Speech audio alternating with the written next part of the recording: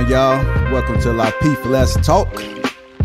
Appreciate you guys for tuning in. Now it's time to introduce the crew. We got B Nix, Tawana, Anton, and myself, J.I. We live, baby. We live. Let's do this. How y'all feeling? Y'all good? I feel great. Hey man, I'm just here so I won't get fined, man. I don't want to hear your mouth. I know that's right. You don't care. You don't care today, do you? Never. I see y'all, you and Anton kind of coordinated a little bit. Is y'all playing? Nah, man. Now I look way more fly. You got your button up on. B-Nix, why you got on the button up today? What's up with that? You dressing up? Like you Yeah, trying I had a very important Zoom call where I have to ask. Oh, okay. Oh, it wasn't for us then. It wasn't for us. It was Not at all. I don't care. Not at all. Okay.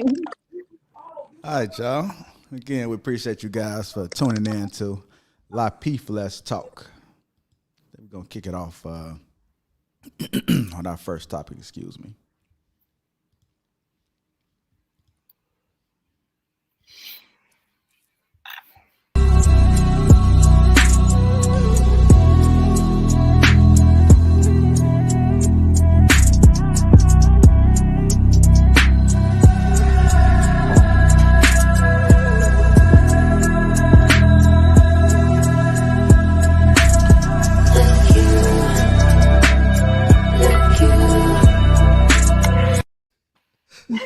Oh, I guess Nix must have got in trouble.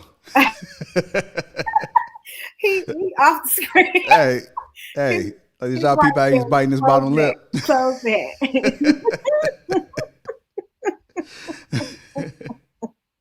That was funny. Nix, you good? She let you come back now. She let B-Nix frozen. You good? Nix, Hey man, you can run that back. Oh, okay. Yeah, I get you, bro. Come on, to run that back. All right, you You guys. missed the last one. In case some of you guys don't know, that was the Bust It Challenge and the Silhouette Challenge, which brings us right into our topic, which is our thoughts on the Bust It and Silhouette Challenge. Start with you, Tawana. How you feel about this challenge that's out there right now? Challenges, my bad.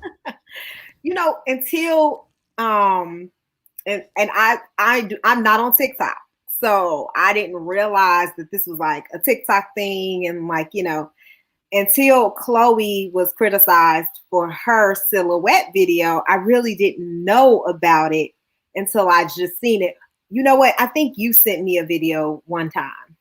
Me? I'm not hating. I'm not hating on these girls. They, some of them are entertainers. And so I saw just entertainers. Like I didn't see, just like the normal people. Like I YouTubed, and then like Chloe, and then all these famous people, popped up. They're entertainers, and they were just like, doing what they do. And then I did see the Bust It Challenge, and I saw like a lot of different, they looked young. So I don't really have something negative to say about it. It's not my thing. I don't really dance, so I'm not really an entertainer. Why you didn't want to participate, Tawana? No, that's not my thing. I'm not gonna get on the screen and do the black screen or do the red light special for nobody. Probably. I'm sure you got some fans on here or something like that. Yeah, I'm okay. Yeah, I'm okay. They not gonna never see me do that, but I wasn't opposed. Some of them was real sexy. The only problem that I have with it is that my kids are on TikTok, and I feel like that's too explicit for TikTok. They need a TikTok R version, rated R version, so you grown folks can be on that. But I didn't, I don't have any judgment for those women. They looked good. Most of them look good. Go ahead, y'all. Do y'all thing. Mace definitely said they look good. Yeah, they do look. I mean, look, I can't even hate. Next, Some of them look good. your thoughts about the Busset and Silhouette challenge. Makes for good entertainment. You know, hey, IG models been winning since the pandemic kicked off. They have definitely been filling the void. You know, so I mean, you know, hey, I think first thoughts, it makes me think that like I feel a little old. The fact that like I don't think nobody in my age group is really doing that, but you know, it's it's all good. I mean, hey, if that's what people want to do with their idle time, then so be it. It's just a challenge. If anything, it's like, well, how long is this gonna last until somebody think of something else?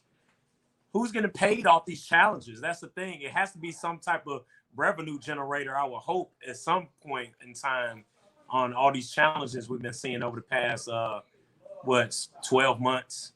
Well, I guess you get followers, right? The more likes you get followers, and then with IG, that's how Chloe, she tripled her followers like for her first Busset video, right? Khloe Kardashian? No, her name is The singer? her name is Chloe. She's one of the twins with the singer, dread. right? Yeah, she's the twins. singer. And Hey, so that's why I found out who she was. she tripled, That's she tripled she tripled her fan base by doing the challenges. And see, the thing is, my Hey, I sister, follow her on IG now. I have sister that's 19. I have people who are 20. You know, they don't see this as a big deal. I guess for us, we're kind of old school, so it's like I don't show my butt on the TV. Like I don't know. I feel like you, B Nick's like I don't want to sound like an old lady, but you know, I guess that's that's that's what we end up sounding like is old people who don't know nothing about TikTok, and just want to criticize. So, I reserve that comment. Hey, everybody look good with a filter though. That's the only thing. And I think it's all I think it's all for attention. It's bait. Yeah. That's what it is. No, Anton. hey, no, call it what it is. Yeah. Hey, Anton mentioned this a few shows back. It's these traps, man. See, y'all just not paying attention. All these is traps.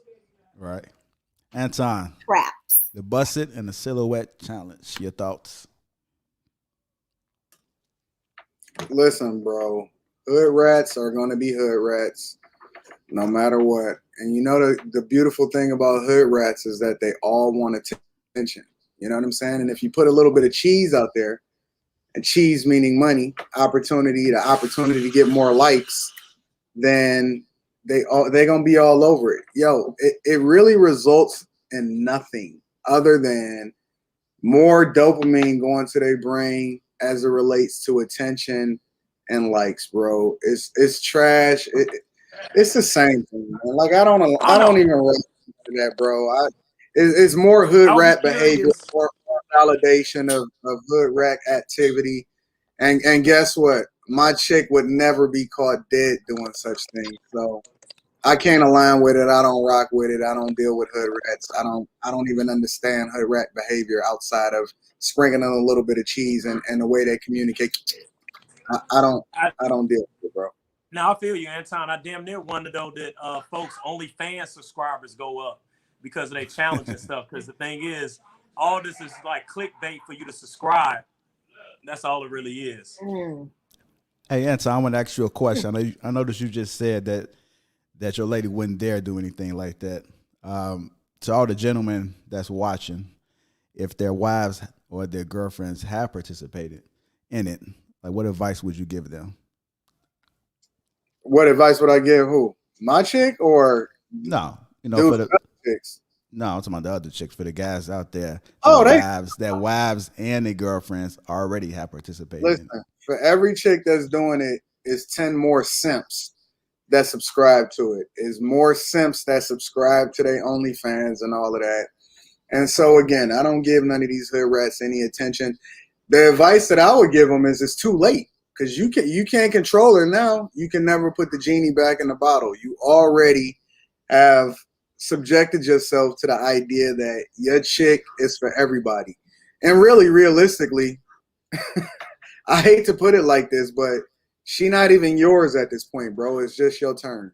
It's only a matter of time before another opportunity presents itself and then she become for the she get for the streets again, bro. She for the streets. She not yours.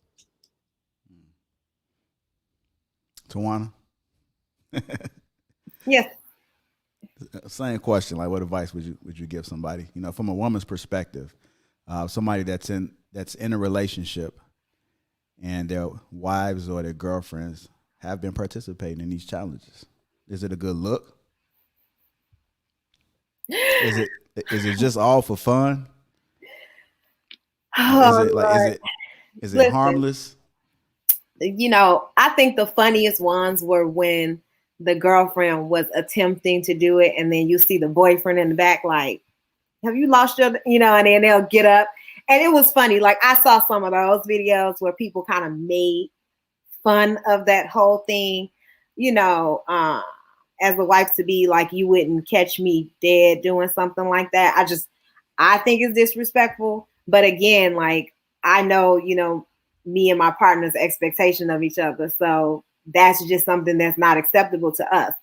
But every relationship is different, because like the little 19-year-olds, their boyfriends are encouraging them to do it because they think it's, you know, sexy and they think it's fun. So like, I just think that it just depends on your generation and how you raise. But I honestly, I don't want to like judge these women for, you know, participating in the challenge, because I feel like people participate in all these challenges. Like my son, you know, my son challenge, my daughter challenge, my this challenge. Everybody participates in all these challenges on social media. It's like a trend. So I don't want to judge people just because they participate in the busted challenge and the silhouette challenge. Some of them are done tastefully. Some of them are a little risque. So everybody does it a little differently. It's all different types of races that do it, all types of age groups. And because I've seen so many different races, so many different age groups, so many different across all. And then, you know, I just feel like, you know, pick, you know, what you want to do and do. I don't want to give nobody advice on, oh, leave your wife if she doing that, because this ain't right. I would say this, you know, whatever boundaries y'all set for yourself, if somebody's crossing those boundaries, then you might want to address it. I think that, you know, some husbands are, you know, okay with it. That's all I'm saying.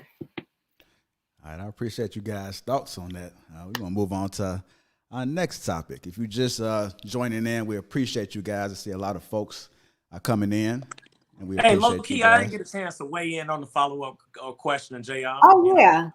You have to be next. What is next? next? Okay. Know what you think? Know what you next? Go say? Want me to give you Nick's answer before Nick's give it? Go ahead, Anton. Give me an impersonation. You know, I don't care.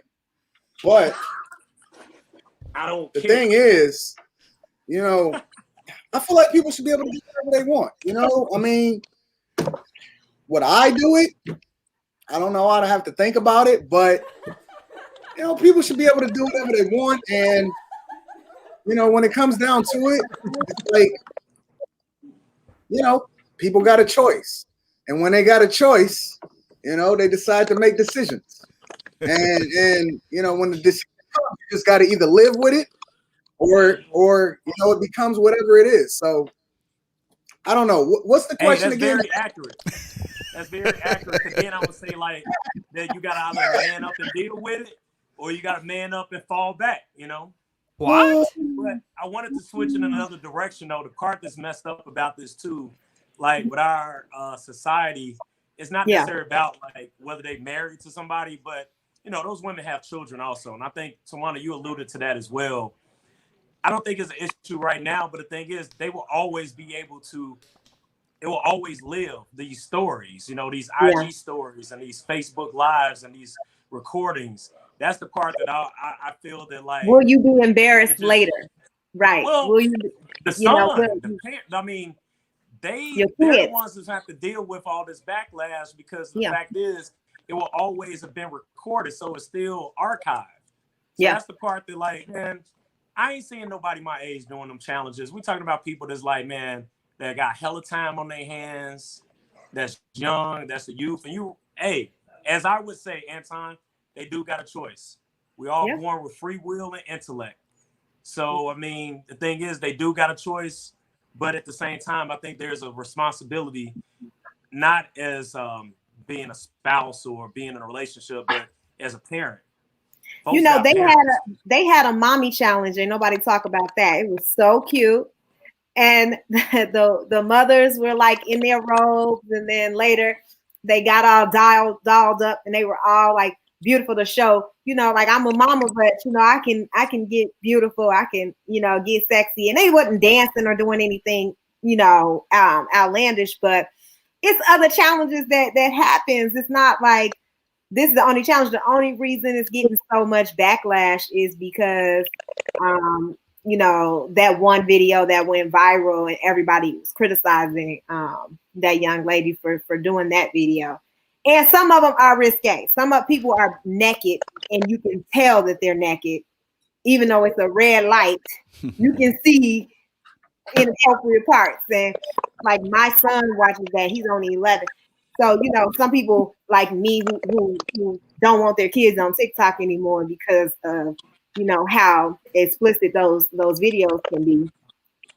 That's just my personal decision. But, you know, I'm not going to tell no woman how to embrace her body and feel sexy and you know, present whatever she thinks is sexy.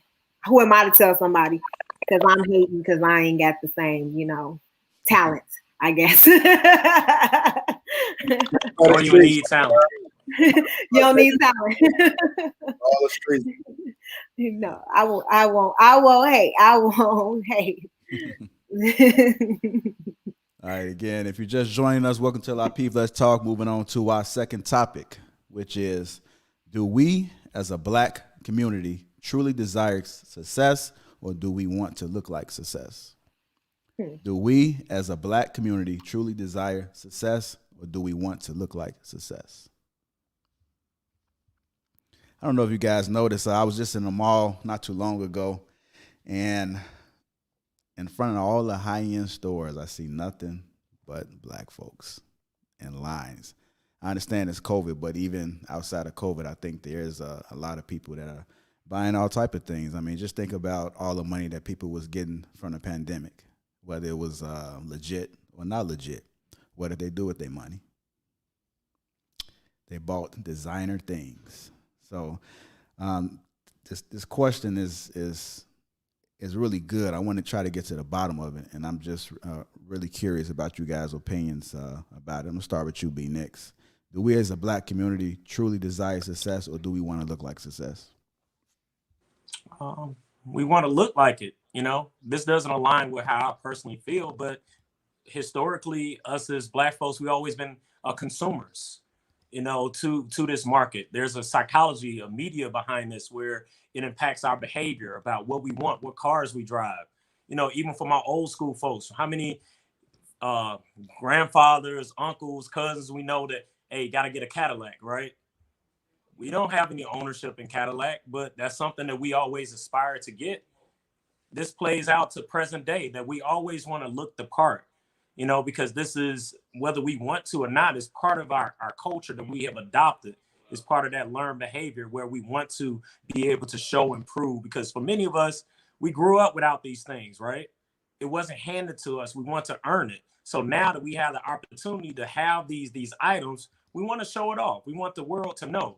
But this is the sad part, that we define success based on monetary value, finance. We lead with that. We lead with how much money we got, how much money we paid for something, you know, what, you know, all that. It's nonsense. It's propaganda. And we fall for it all the time.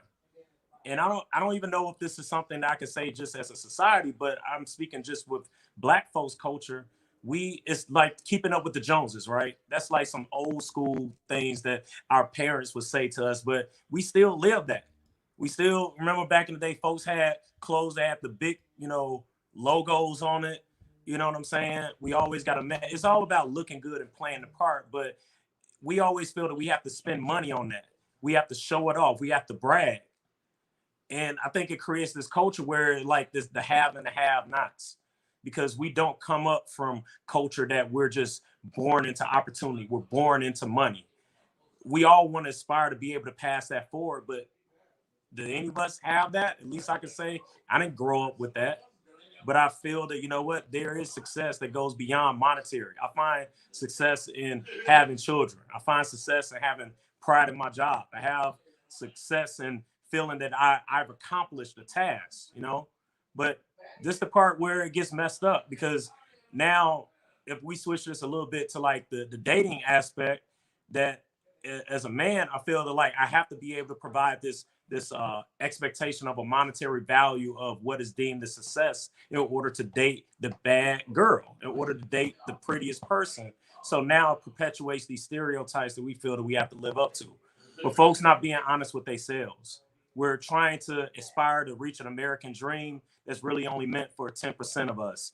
And when I speak about American dream, I truly don't believe that Black folks was part of that rhetoric or that logic of the American dream. What is Black folks' American dream? And we're still figuring that out. I know I am. We appreciate that, Nick. You guys give me a second. We do have a caller that just called in. His name is Tony. Tony, you there?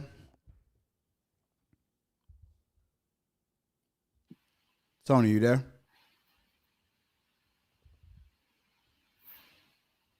Hello? Yeah, Tony, you there? Yeah, I'm here. Okay. You wanted to chime in? So listen, what it all boils down to is that people who can't compete, they complain.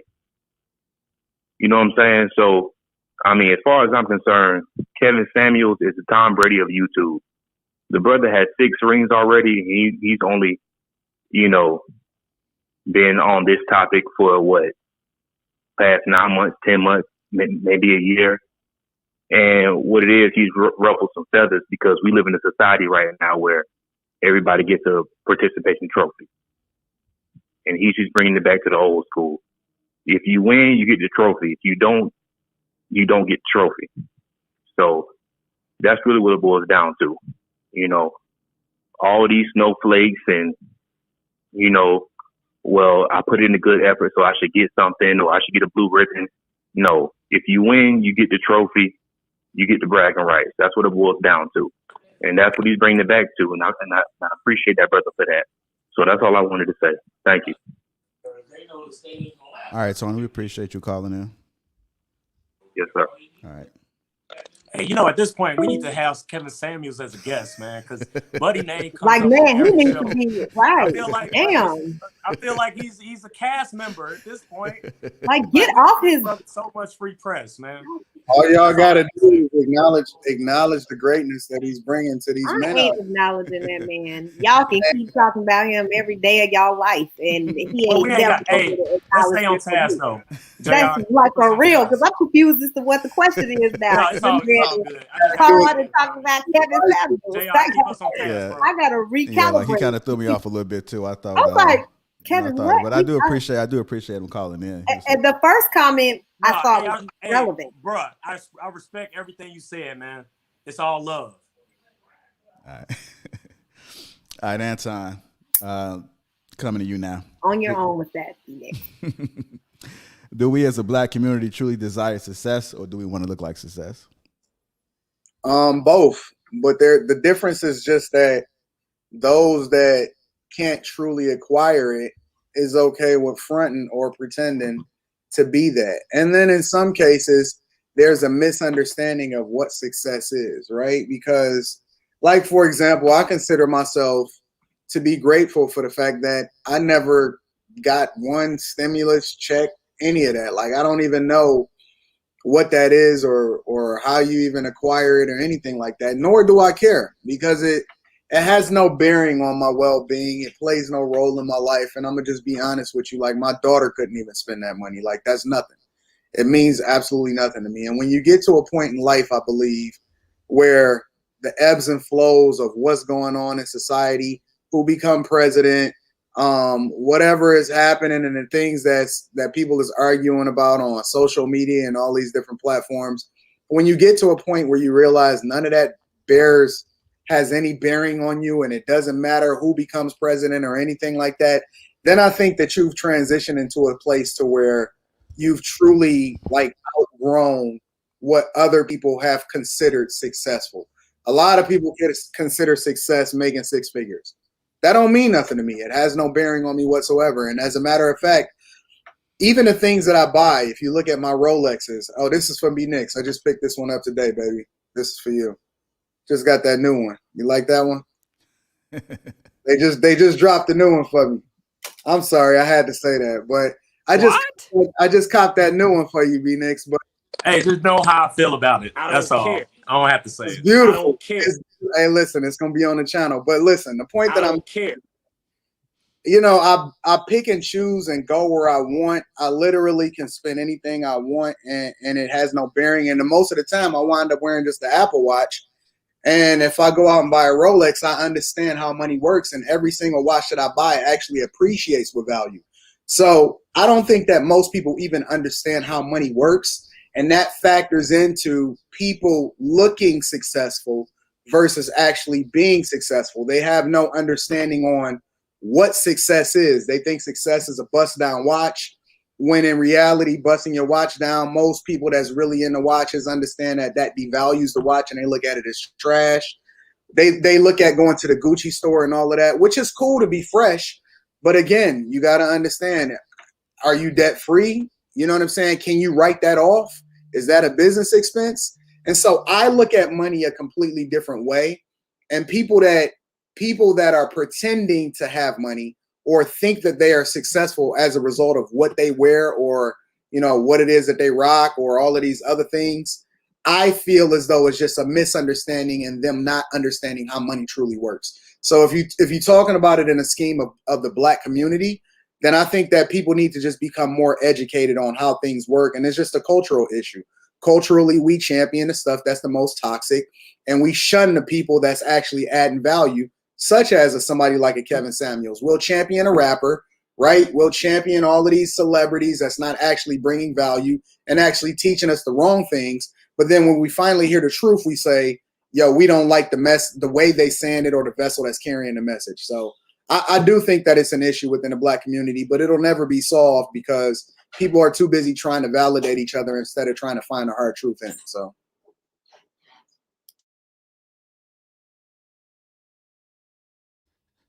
Sorry about that, you guys. We do have a caller in, wanted to chime in.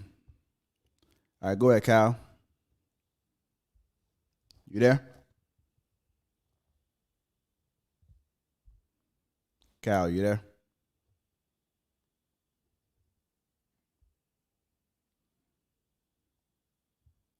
Kyle, are you there? Yeah, you can't hear me? I can hear you now. All right, go ahead. Oh, all right. No, what I was saying was I think Anton is spot on. I think as a culture, we don't really understand money. Like, we just kind of celebrate the byproducts of what money can get you. And it's like, it's kind of upsetting because, you know, I'm in a lot of like personal finance groups and stuff like that. And I'm a young man. I'm like 28, but I'm in an industry that's like kind of booming. And it's like disappointing because I got friends who are young Black men who make six figures, make $250,000 as engineers, and they find a way to spend it all. And it's like, for me, why sometimes I feel like we glorify like, oh, a six-figure man, this, that, and the third. But like, once you understand money, that's just an arbitrary number because your job can go away at any time. Your salary can go down at any time, but can you make that back? Like, do you have the financial system in place to make that back? Like, do you know how much money you can live off of? Do you know, like, how much money you need to fill your pantry and your freezer?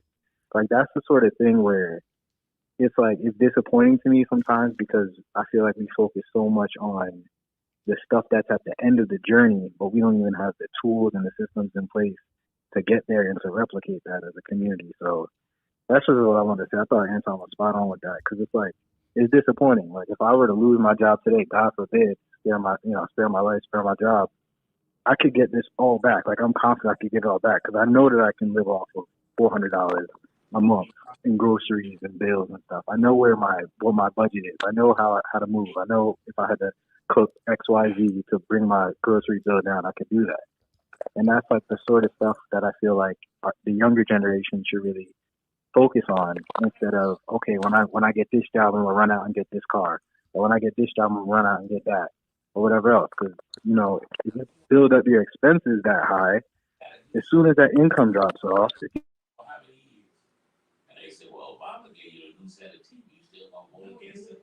Did we lose the caller? and y'all can't hear me? Yeah, Yeah, I hear some feedback in the background. Are you playing it live in the background? Yeah, turn it down. No, it's off. Okay.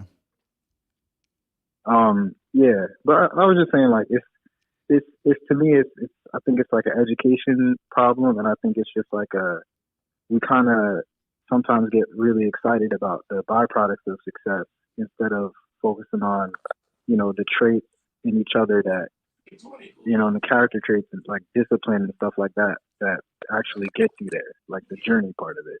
So that's all I want to say. I'm a new viewer. Okay. Hey, JR, can I ask the caller a question?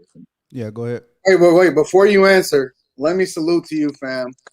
I knew you was a winner when I heard your voice first call in, bro. Go ahead, B. I know the winners. Okay, cool. All right. I was gonna say, Appreciate it. I was mentioning this earlier about like we associate success with finances, right? So I just want to like reframe the focus. Caller, I want to ask you, since I agree with what you're saying about like this monetary aspect of how we seek out money in order to feel successful. What are things that you have found to be your successes that doesn't relate to money in your life? That don't relate to money? Yeah. Yeah. So for me, it's been one. It's been cultivating like good habits and good systems, like just stuff like that, just stuff in your life. So like practicing like self-care. I think like it's taboo nowadays and everybody wants to talk about it and stuff, but just stuff like, learning to cook nutritious meals for yourself, like learning how to say no to people, taking care of your body, walking. You don't have to be a heavy lifter or whatever, but like walking, playing a sport, doing stuff like just building habits around making sure that you're taking care of like your physical self, your mental health, stuff like that, I think is major to success. And it really just, I don't know, it kind of just puts it just aims you in a direction where you can only go up, because, when you have a rough day and, you cook the nutritious meal for the week or whatever else, you don't got to worry about that when you get home.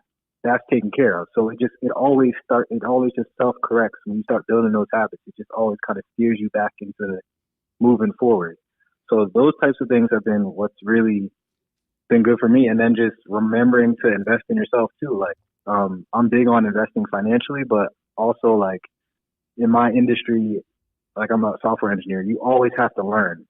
So, sometimes just taking a few hours on weekends to learn a skill or something that the company might not be using, but it's popular in the industry, like stuff like that. Cause you never know what can happen. Like, let's say you get laid off, like last year, had a couple scares with the whole, world situation where people were getting laid off from my job. Luckily I didn't get laid off, but knowing that skill that we don't use at my company, but it's popular at other companies, could have landed me a job back then.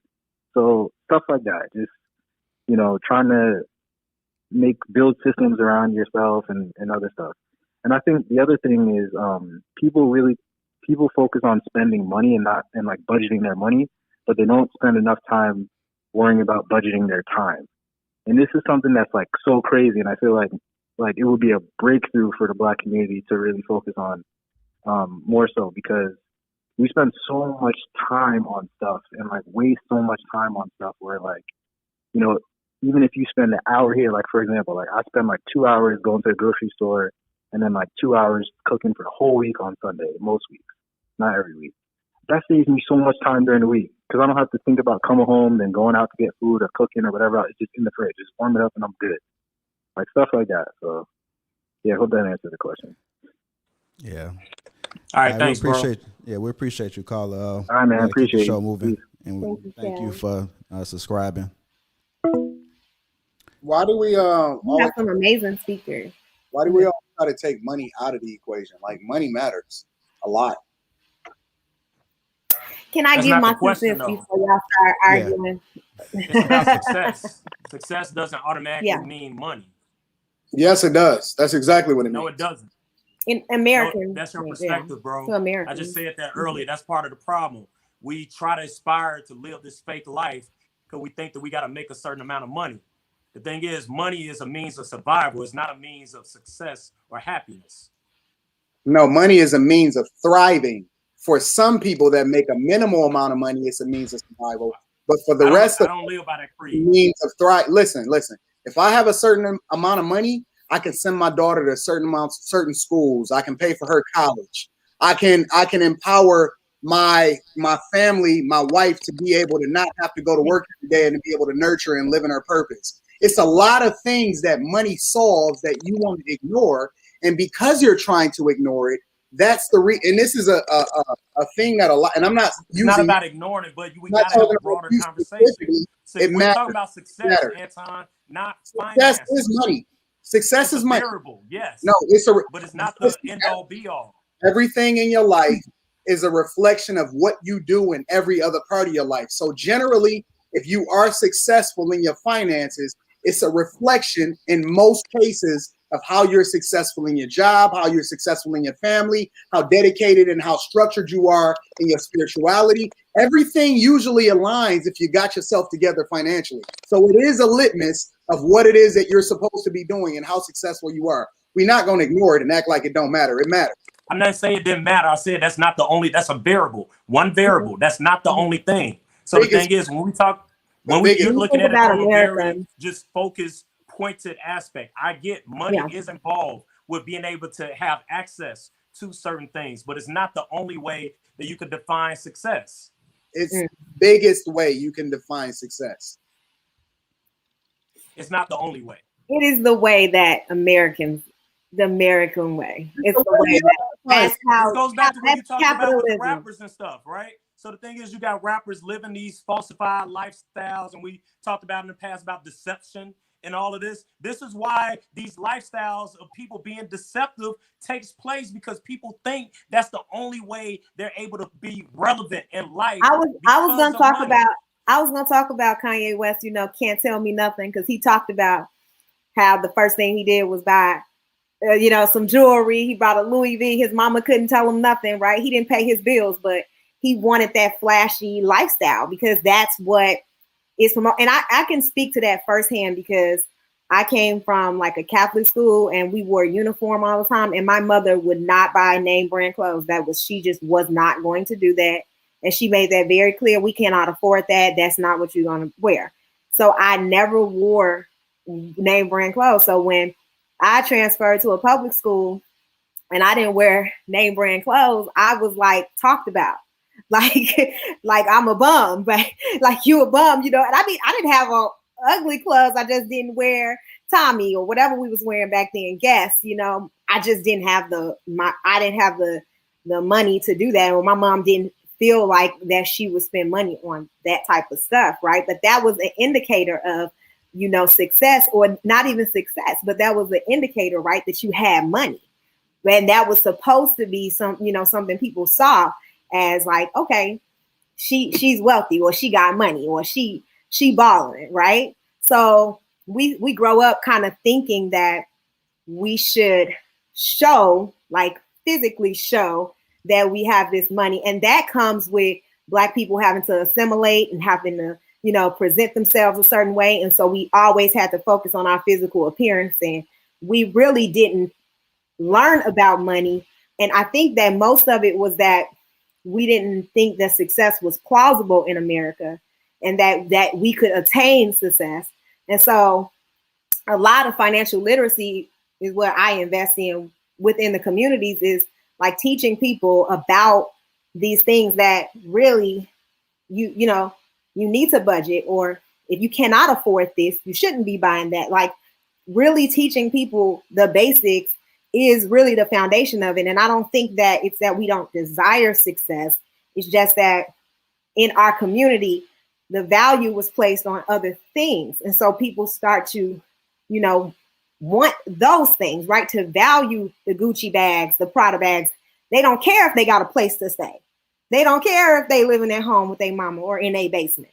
Like, as long as I got this Gucci Prada bag, that's all that matters, right? Or as long as I'm wearing these Uggs, that's what matters to me. So I think that it's a focus on material things when you don't really have the means to afford the flashy things and live the lifestyle you want to live and do all these other things.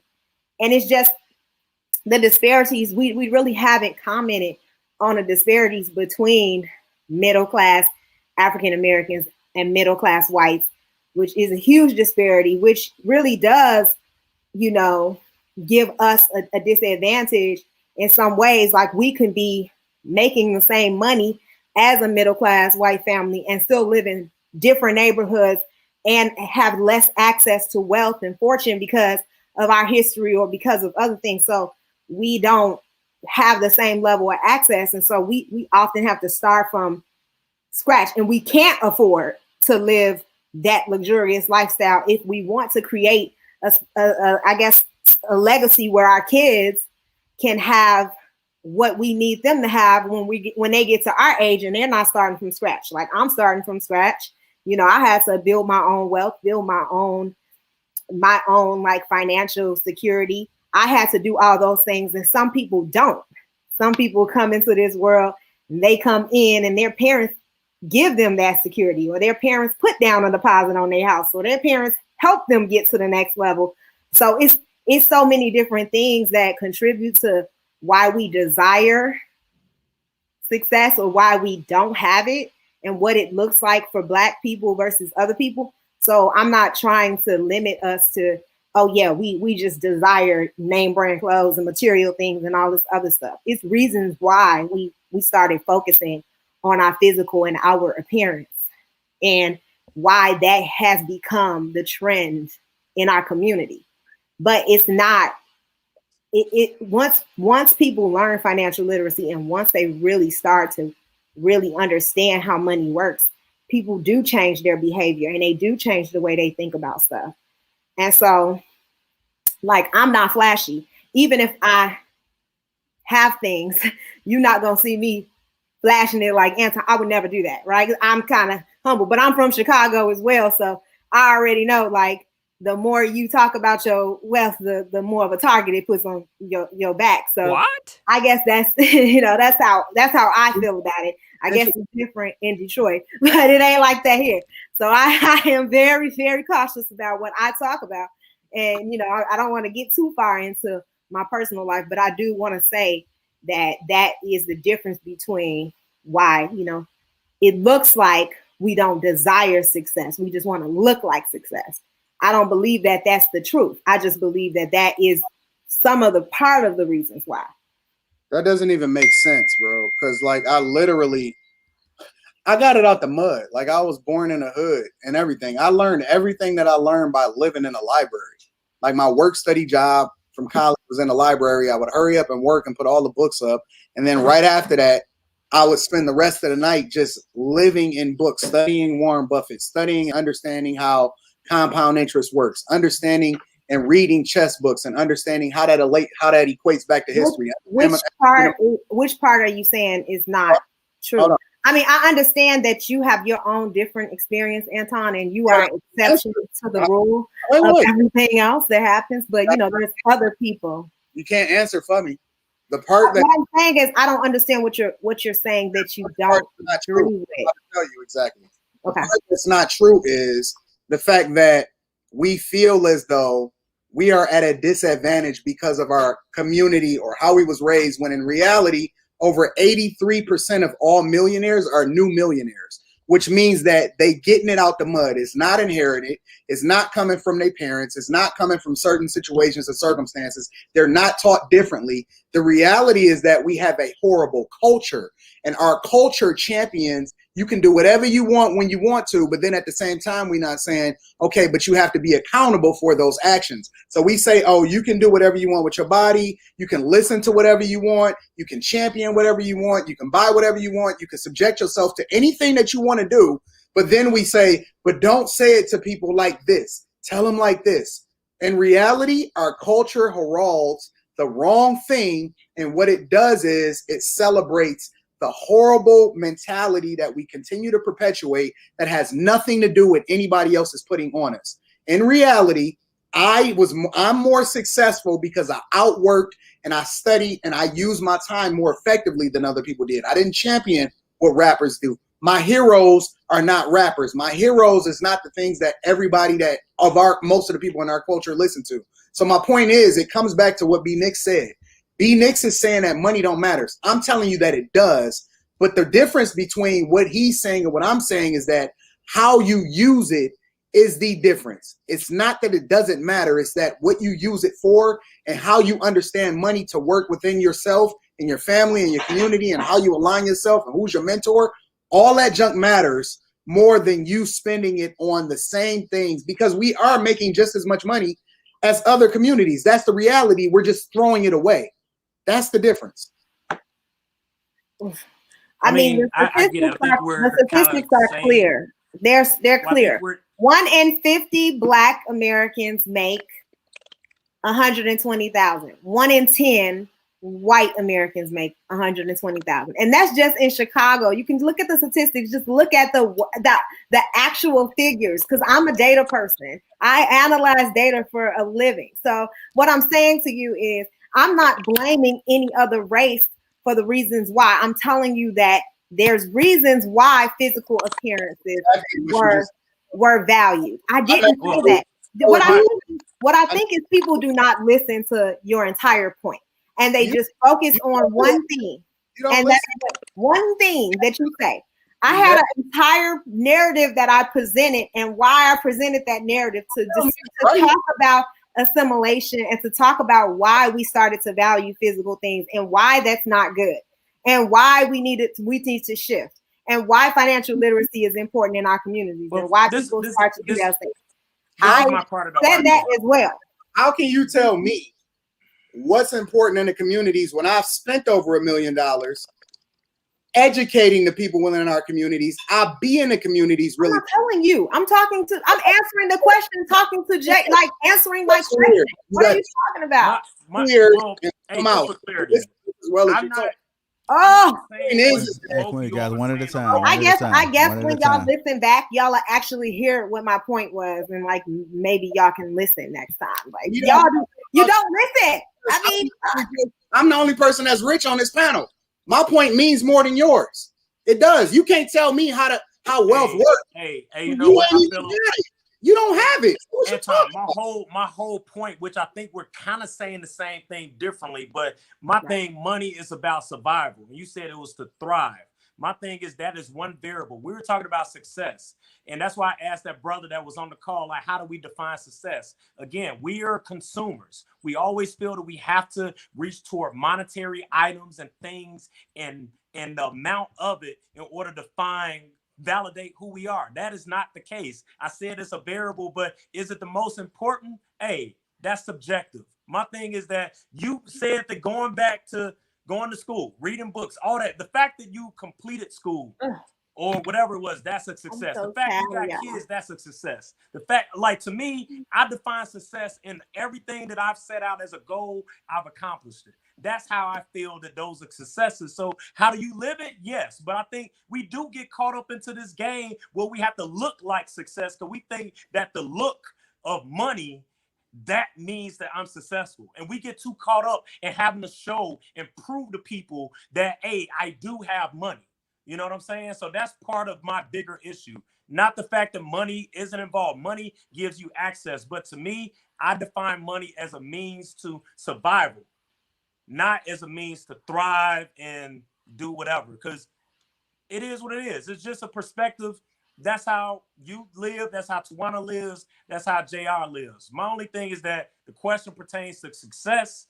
We automatically go to money. We don't talk about nothing else. This brother that called in talked about mental health, wellness. That's why we don't give it the attention it needs, because we don't look at it as being a party or being successful. And we got a lot of people out here who are mentally messed up, and we play into this consumerism because we truly don't know who we are. Yeah. That's my only take on it. So I'm not in full disagreement with what you're saying, Anton. My thing is that it's not the only thing. And we keep focusing, the conversation keeps being redirected to finances. We lose every time because that's why we're consumers. And that's why we perpetuate these bad spending habits. Because let's say I did think it was about money. And I'll try to catch up to you. So you got an Apple Watch, I'm going to get an Apple Watch. Oh, you got a Rolex, I'm going to get a Rolex.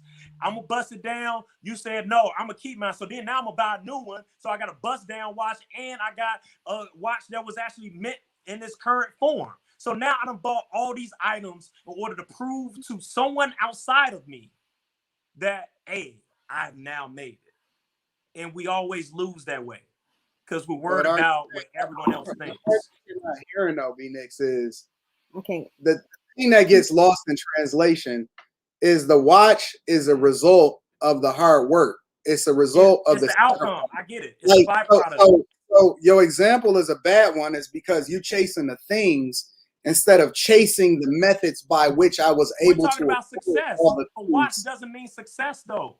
Are you hearing what I'm saying? Ain't nobody talking about you specifically. No, I get right. I get what you're saying. Talking so, about I want to be clear. I do hear your path. Talking right now, so you don't have to interject on that part. You can interject when you get ready, but not on this part. So, like I was saying, the point is that you talking to me? Yeah, you specifically. The point that I was saying, B-Nix, is that you need to not fuck with me, okay? Because I ain't the one to fuck with, okay? Like I just want you to know that. Hey, like, anyway. no, y'all better mute me. Hey, as soon as you guys get done, we got a caller. We got a caller as soon as you guys. You can bring the caller so she can bring her. Yeah, bring the, because don't disrespect me. Hey, Anton, make this point before we I guess bring on the next caller. Like you didn't do nothing. You act like you doing something. Hey, let's stay on task. Dude, don't talk. Don't say shit to me if you can't. All right, caller, go. All right, hey, you guys. Hey, we got a caller. We got a caller. We got a caller. We got a caller. Before you lose it, short-term memory, 2 to 30 seconds. You're gonna forget it. What's your point? All right, caller, go ahead. So she can calm down. All right. Don't fucking reference me either. Piece of shit. We got to really. Y'all better get it, man. Hey, hold on. Hey, JR. Hey. Go ahead, caller. Hey, she wrote her. Hey, Anton. Hey, just let the caller speak. Let the caller speak. All right, but I mean, she's not above it. She's still gonna speak. Just all right, still gonna hold on now. Just dead it. All right, go ahead, caller. Yeah, we have to really be careful how we start as a people, how we define like really success. Because this week I saw Lord Austin, the black Secretary of Defense, walk up the stairs of the Pentagon. Okay, as a culture, we need to start with this individual title that you have access to couple fiat currency, you have access to a Rolex or Tesla, and we've seen in the past where they could come just burn everything down, take all your assets, and you have nothing. So I hate demonizing folks who are climbing the ladder, knowing that the problem of Jim Crow, the problem of what happened after Reconstruction, where we end up to come here and make little arguments about what you personally have versus another that is so anti who we are as a people. You understand? And it just pisses me off that we make these kind of exceptions and this anti hip hop or rapper. Remember Bob Marley's model of what hip hop is today is his grandkids are living off of what he did. Okay? So stop with this. Oh, look at me. I immersed myself. Good for you, bro. I understand where you're coming at. Okay? I'm in the construction industry as a construction estimate. I know where you at, and I know the hard work that you put in. And I know some of the times the guys that come out of prison get all the accolades, and the nerds, or the guys who take time to do their due diligence and work hard. We don't get the accolades that we deserve. But that's not the reason. That's not a reason to put down all of the brothers and sisters who's trying to climb the ladder. Class division within our culture. We are building a civilization within a hostile civilization that wants to kill us. Look at the amount of people that voted for Trump, not because what he would do for them, but what he would do against us to stop us from progressing in this society. and for us to come here and talk about I'm rich, and you don't should have the audacity to say anything about what about wealth because I have a Rolex, bro. $10,000 to $50,000 is enough to put on people in your culture. Bro, I'm emotional right now. Knowing what we got to go through, bro. I see people come up to my job, the corporation that I used to work for, and they come out of Texas A&M, out of a prestigious college, and they won't even get a shot at getting a job because they didn't like them. You're talking about people who put in work and get discouraged because the system tear them down. And now we tearing each other down for Rolexes and Teslas. Black Wall Street, they can come and take all that for you. You know what success is? If your house burned out today and you have 2 kids, it's only 5 degrees in the morning, and you provide food, shelter, and clothing for you, if that Rolex means nothing, that Tesla means nothing. We treat each other like shit, and we're doing great things. Great things. Citizen rights. Look at who we have, people in government. Bro, we're doing well. Stop putting on each other over little simple stuff that other cultures would celebrate if they advance the way we advance from where we came from. Man, let's just move together and do this right. We are successful. Lloyd Austin walked up the steps to the Pentagon. He was running the Pentagon. In 1945, black men came back from World War II and was lynched off the bus. 1945, black men went to Chicago and got up and couldn't get a VA loan to build their houses, and white guys got it. They tell them, put yourself up on your bootstrap. A black man is good, that's success. All right, Carl, you got to go ahead and finish your point. We got to continue with the show. Go ahead and make your last point. Okay?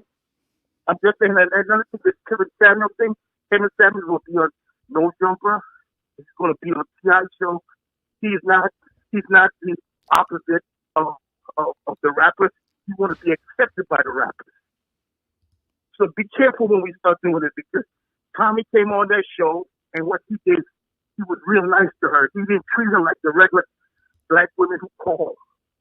He's afraid. He's more interested in being accepted by the rappers, but he's not the opposite of the rappers. So that's my point, okay? Let's just be considerate of each other, bro. Okay. Let's be considerate. All right. Appreciate you calling.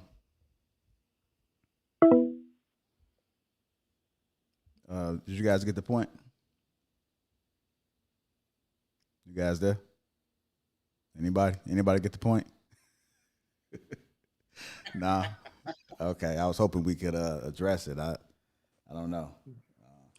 No, I heard him. You know, it's a perspective. Bro, sound like he just wanted to get his rant off. He can do what he do. Don't matter. All right, Nick, you said you kind of grasped some of his points. Can you just highlight a couple of them?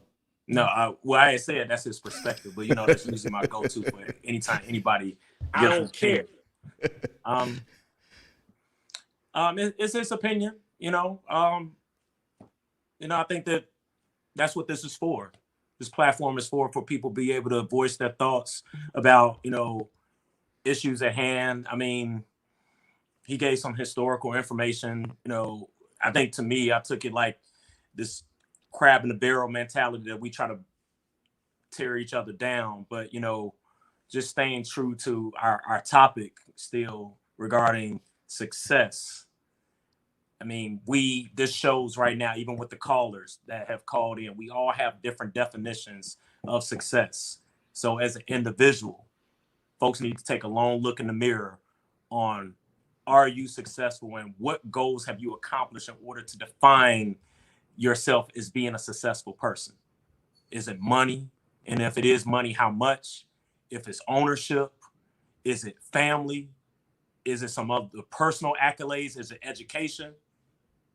Only that person is able to define how they're successful. And if you have accomplished your task and you live with that and you sit on the fact that, I truly feel that I've been successful. Do I need to show it to everyone?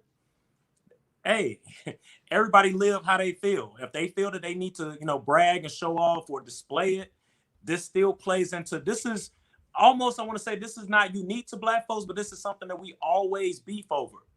We're consumers, and we need to be able to get to a point where, I mean, Anton, you mentioned about the money. Money does give you ownership, right? So the thing is, it does give you access. But my thing is that success, I define it differently. And I'm not expecting everyone to agree with what I say, but success, these are all small wins in our life through this journey. Do I need validation from other people to feel successful? That's the real question. Do I need other people to validate who I am in order to deem myself, hey, I've made it, I've arrived, I've reached the mountaintop? If you need other people to validate who you are, that's the problem. It's not even about success. You need to figure out who you are. Do you think like your college degrees, things like that define success for you? Or, somebody who has a PhD, or, people who accomplished other things. I don't know how do you define success besides monetary? I guess are those monetary to you? Education has gave me the level of intellect, but we have set up here on multiple shows where a credential from an institution doesn't mean you're not bright, that you don't have intellect.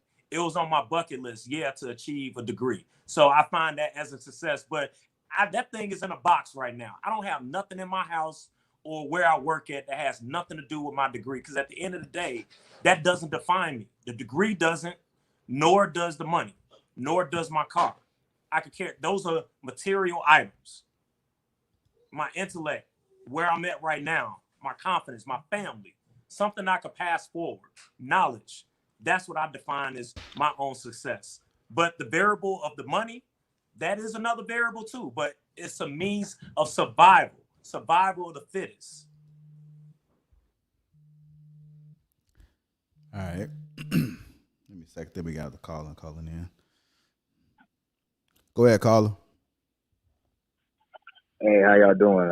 Listening to the chat that you guys are having, and talk about a lot of relevant things. To me, I guess I'll talk on the topic. Success, I don't think it's one thing. Money is obviously very important, but I look at it as a balance. For me, it's time, significance, and money, right? So you have to have a balance of all three. Right? Most people, we say that there's somebody that's making $1 million or whatever the case. Most times they have the money, but they don't have the time. And you look at a starving artist, they may have that significance and time, but they may not have the money. So I look at it like a stool with three legs. And if one of those legs is off, you're going to have that imbalance. So for us, it's about changing our mentality. And also, we're just not taught the right things in institutions that we have laid out. I have a degree in exercise sports science, but I'm a LEA technician, a low volt electrician now, right? So, and this was I didn't need a degree for that, right? And I didn't have any opportunity younger to actually know about these opportunities because I was being peddled by my counselor and even my mother, God bless her soul. She didn't know any better, to go to college and have and take on a bunch of debt and student loans, right? So I think as a community, especially the Black community, we are so fresh and so new in our freedom. We're one of the first generations to actually accumulate assets and build wealth, right? That's a very significant thing to think about, especially in this time in history. And it's incumbent on us to take in that knowledge, seek outside knowledge, seek each other. Anton spoke on it, finding a mentorship, finding people who have success and asking them how they got there, right? And it may be within the culture, outside the culture, but ultimately, next, you said that we are consumers, right? We consume other people's products, but how often are we consuming that knowledge to make ourselves better? Also, supporting Black-owned businesses, group economics. I don't know how many times I can count on my fingers how people will support or even big up, drug dealers, or just go out and spend money on frivolous things. But your homie says they got a business and nobody there to be found to support that and put that money back into that into that business. Like, you look at the Asian community, they don't have that problem. It's all, if they open up a store in Little China, everybody shops at their store and they're on code, right? And as a community and Black people, we need to be more on code on how we support ourselves to build ourselves up. And we have a mindset shift to build assets and build wealth and not worry about drip and being cool and being a slave to the brand. And that's a lot. But I really appreciate y'all, man. I won't take up too much of your time. Let's stick together on this one. I think y'all have a lot of cogent points that are interconnected. So I think y'all agreeing to disagree on some things, but ultimately y'all are heart in the right place. And I really support y'all, and I appreciate what y'all trying to do. We appreciate you. Appreciate you calling in as well. You have a blessed day. All right, y'all. Y'all be up. Right. Yeah, y'all too. Be good. I wanted to ask him, do he truly think that people desire success, or they just want to look? Because I guess your advice can go to deaf ears if you don't value that, right? If that's what you just want to, if you just want to look like success, you just want to have the flashy stuff, but you don't really want to. Sorry, I'm currently unavailable. Oh, you called him back. But you don't truly desire it, right? Or the American dream, or what we consider success, monetarily, not just the everything else you was mentioning, Phoenix. I guess that's the question that I was trying to answer. Like, do people really truly desire that, or do they? Like, I understand the steps that you need to take to become successful and to do those things, but is that what people really want to do? Or do they just want to buy the money, the cars, the clothes? I felt like that's what your question was, JR, but maybe it kind of got into into a whole another discussion. But I felt like your question was wanting to know, do people really truly want that? Yeah, that was the question. And I don't know if that was ever answered. I mean, I think people talked about wealth and what it means to them and what success means, but that's fine. But it's like, do we really truly believe that people want that and that's what people desire? And I mean, I'm just, I'm saying from my experience, it looks like, people want to look like it more than they actually want to be successful. So I don't know. Hey, that's my opinion, I guess. Shout out to Kevin Samuels for checking in on the chat, bro. Godfather. Salute, fam. Appreciate you, Kevin. What? He checked in? I can't believe that.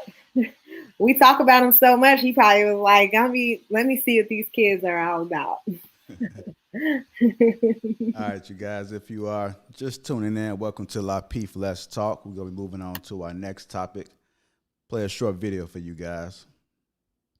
So what we're going to do is we're going to shift your aura and shift out the energy that you give. You give good energy. You give provider energy, which is amazing and important.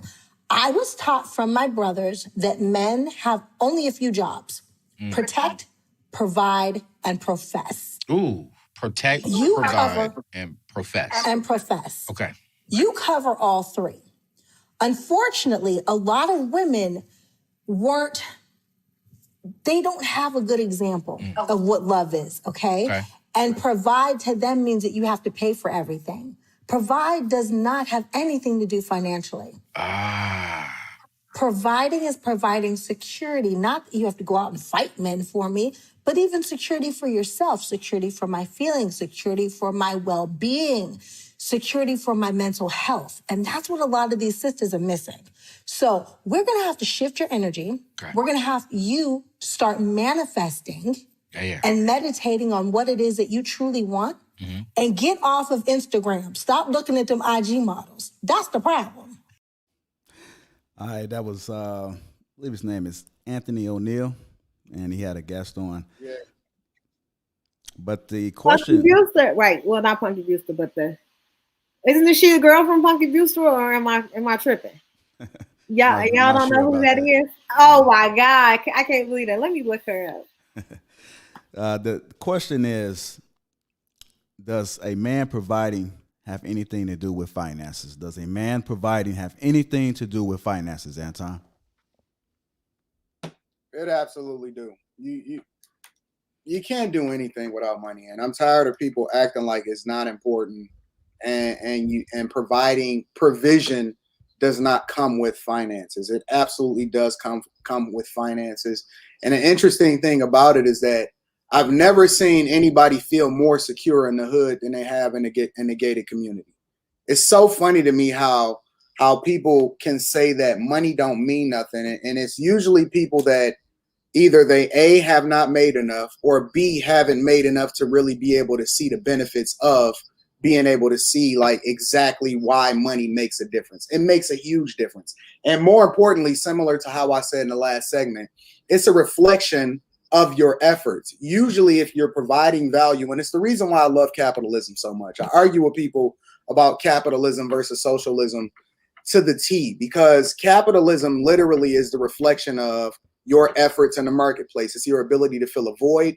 It shows your work ethic, and it's a reflection of how great you are as a man. Since the very beginning of time, bro, the very beginning of time, everything that you do and your value in the marketplace, whether it's be with the women that you have, and I'm talking about all the way back into prior to we actually had physical paper money, whether it was the women that was attracted to you, whether it was the people that you surrounded yourself with, it was the kingdoms that you ruled, all of it revolved around resources and finances, right? And so you can look at it in a scope and say, well, money isn't the end all be all, or money isn't the thing that ultimately makes you happy, or money isn't this or that, but money is literally a tool. It's a tool that you need in order to be more successful or to leverage yourself to be able to do things that other people can't. Put yourself in a better financial position, leave a legacy, improve your family for generations to come. Because if all I ever do is work and survive, how does that bode well for the people that depend on me for themselves to be able to thrive, for them to be able to live up to their full potential? If I can't empower them to be able to do such things, and it doesn't mean that it's the only thing, but it is very much an essential, the major tool that you need in order to rock and be successful, because it's the reason why payday loans and all of these other things and certain things within communities are thriving, because people are using the majority of your time. And if you think about your time, right, your time is the biggest currency that you have. So if you think about your time, right, your time is, when you have resources, you have the ability to be able to separate yourself from so many different things that's going on in society and really focus on the things that matter, whether it be your spirituality, whether it be working less time so you can spend more time with your family, whether it be anything, literally anything you can imagine, because it doesn't make you a better person. It makes you more of what you already are. Add character to the money, to the resources, and you have the perfect recipe for really impacting society in a positive way. And for people that say that money don't matter or finances don't have anything to do with a man providing, is seriously mistaken, and they don't really understand how this world really works. They really don't. They're making excuses. I got one quick question, Anton. So we mentioned about money. Is there a dollar amount? Because it's not like people aren't working, but is there a dollar amount that you're speaking to that you have to acquire in order to be part of the conversation that you're discussing? Yeah, it's always a dollar amount, but that how dollar amount is enough? It's going to vary depending on the person. So it depends on where you live. It depends on whether or not you love what you do. Do you love what you do? Would you go into work every day if you was absolutely rich and didn't have to work every day anymore? Or would you do what you really love? And your lifestyle. What you really love doesn't mean that you're going to be the richest person, though. You said what? What's my number? Doing what you love doesn't mean you will be the richest person. You don't have to be the richest person. That's what I'm saying. It's not about being the richest, but having resources enables you to be able to make better decisions. Resources doesn't mean money, though, too. People that make this could be a network. Okay, well then, whatever you define it to be, for me, the resources and the money defined as resources matter. So you can make it whatever. Okay, because my point that I'm making is that, like, I agree with you partially but I feel that you haven't stated it, but I feel like you're saying that you still have to be at a certain threshold in order to have this access. Because they're like, that's the thing. We assume that just because I'm living in a impoverished area, the label is that I'm not working at all, right? So the thing is, there are people that are working every day, taking on extra shifts just to make, let's say, 50K, right? And the thing is, 50K to them, that is a means to being able to not just have the resources, but to provide, to contribute, but to be present. But the thing is, this is the part where it gets crazy, where somebody may say like, well, that ain't enough. 50K, I don't know what you're going to do with that. So what are you to do? You know, because the thing is like, we already established life is about to have and have not. So if you have it, then you got all of it. But if you don't, and you mentioned none of us was born with it. We went and sought it out. But the thing is, everybody's not going to be a 6 or 7 figure person. They're just going to work and earn in order to be present, in order to be able to provide finance. So finances, yeah, you're contributing, paying bills, all type of like other kind of traditional stuff that you're supposed to do. But it is about being present, because just because you got the money, that don't mean you're happy. That don't mean that you all of a sudden you are validating to who you are, because people assume because they're successful professionally that it automatically equates that they will be successful in being able to provide personally, you know, and that's where the people get it confused. The two doesn't align. Just because you're great, successfully making money, that doesn't mean that you're actually providing your mate what they truly want or need. People cheat on rich people all the time. They got money. But guess what? They still leave them. They get divorced all the time. So the thing is, I agree with you partially by saying it is about finances, but it is about resources. And really, to me, you could call it security. To me, it's about being present. You have to be present in order to provide. If you're not present, you're not mentally engaged with what's going on, then you have no clue. And I'm not saying that you directly, but I'm saying you in a general sense. So my only thing is that money, cool, but $80,000 a year. But you got to spend all your time and emotion and resources and dedicating yourself in order to be able to do that. And I make $250K a year, hypothetically, right? And I'm relaxing and chilling and enjoying life and taking my family everywhere, and I'm doing whatever I want. You telling me that you're more present than I am, and you have and you don't even have the resources to do so? You have to kill yourself to go make 50 grand, and you more present than I am? I mean, define present. My present mean being home, being relevant. Because the thing is, it is about that. Everybody's not making 100K. That's the thing. We sit up here every day and act like everybody making that type of money. No one's not. It's people that's listening to the show. Everyone's not making, and then it's 100K enough. Everybody not making 250K. It's just not going to happen for some people. So the thing is, did that mean that, you know what? According to your standards, Anton, and that means you said that people need to get their finances together before they enter a relationship. That means a bunch of people shouldn't be dating. And you probably agree with that. We think, well, you're right, B. People should not be in a relationship because they need to acquire a certain amount of money first before they even engage in a conversation. A lot of us wouldn't have been born if that was the case, in all honesty. Maybe that should have been yeah. Maybe that should have been the case. Hey, Tawana, I'm coming to you. Does a man providing have anything to do with finances? I love both of their points, but I will have to go with yes, a man providing is tied to his finances. And I'm not saying that he is the sole provider, meaning that he's the only person in the household making money, but he is the person who is pretty much help making our financial decisions, right? And dealing with our finances and helping us to budget, helping us save. And I think that the provider is like that person who is, and that's not every household, but that's ideally how, I like. Well, you know what, Tawana, I ask you this, then why don't we call it out, right? Don't even call it a provider. Just call it a sponsor. Because that's what you're doing. You're sponsoring. Well, I say he's not he doesn't have to be the sole provider. Just remove the term provider, because if we just sitting up here talking about provider means money, then call it what it is. Like, hey, I'm sponsoring. If I'm just thinking about provider, I'm not saying that. I don't care. I'm not saying that a husband is only a provider. He's also other things, right? Like Punky Brewster, what's her name?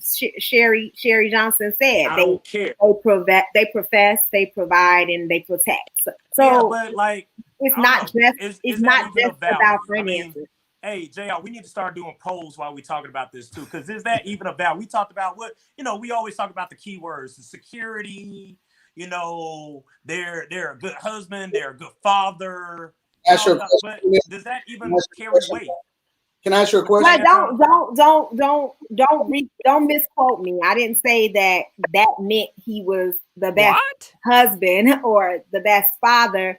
But if you just think about the word provider and just remove the gender, just remove that. Just talk about a provider. What does a provider do? I get that. I get that. And so, yes, a provider is tied to your finances. So I'm just specifically thinking about that word and what that means when you're the provider in the family. And I step back. My only thing I want to say is that, like, I hear what both of you all are saying, and I'm not disagreeing. That's the part. I'm not disagreeing with the finance part.